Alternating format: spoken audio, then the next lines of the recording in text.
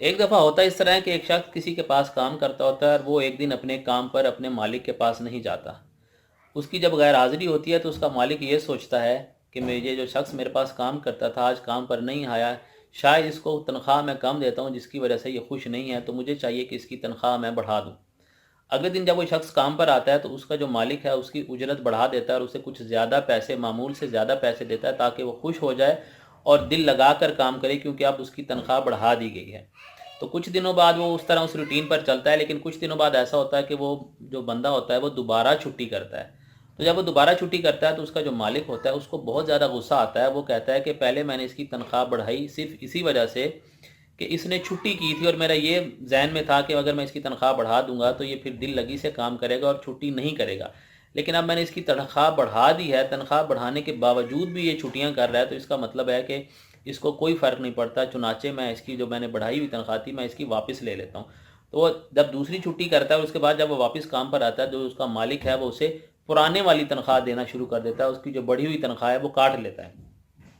لیکن اس کو جو مالک ہوتا ہے اس کو بڑی حیرانگی ہوتی ہے کہ وہ یہ کہتا ہے کہ جب میں نے اس کی تنخواہ بڑھائی تھی تب بھی یہ نہیں بولا، اور جب میں نے اس کی تنخواہ کاٹ لی، بڑھانے والی واپس لی تب بھی یہ نہیں بولا۔ تو وہ بڑا حیران ہوتا ہے اور اس سے پوچھتا ہے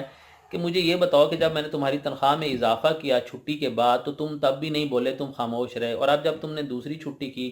میں نے تمہاری تنخواہ میں پھر کمی کر دی پھر بھی تم نہیں بولے، تو یہ کیا ماجرا ہے؟ تم نے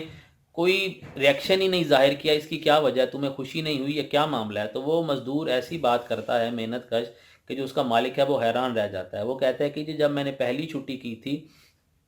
تب میرے ہاں میرے بچے کی پیدائش ہوئی تھی اور اس وجہ سے میں نے چھٹی کی تھی، کیونکہ اللہ تعالیٰ نے سب کے رزق کا بندوبست کیا ہوا ہے، تو وہ بچہ اپنا رزق لے کے آیا تھا اور میری تنخواہ بڑھ گئی تھی، تو اس وجہ سے میں خاموش تھا کہ یہ اللہ تعالیٰ کے معاملات ہیں، اس میں کیا کہوں۔ تو جب میں نے دوسری چھٹی کی تھی وہ میں نے اس لیے کی تھی کہ میری والدہ کا انتقال ہو گیا تھا،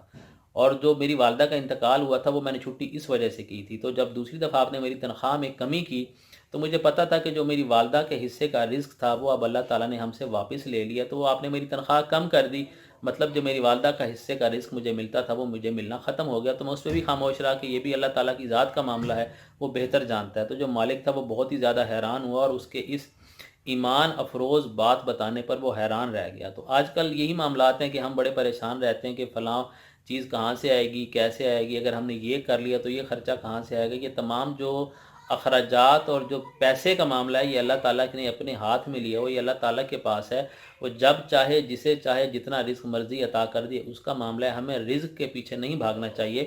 بلکہ اگر ہم نے بھاگنا ہی ہے تو اس کے پیچھے بھاگیں جو ہمیں یہ رزق عطا کرتا ہے، یعنی اللہ تعالیٰ کی ذات کی عبادت کریں، اسے خوش رکھیں تاکہ وہ ہمیں زیادہ سے زیادہ عطا کرے۔ اپنا بہت سارا خیال رکھیے گا، دعاؤں میں یاد رکھیے گا۔ اللہ حافظ۔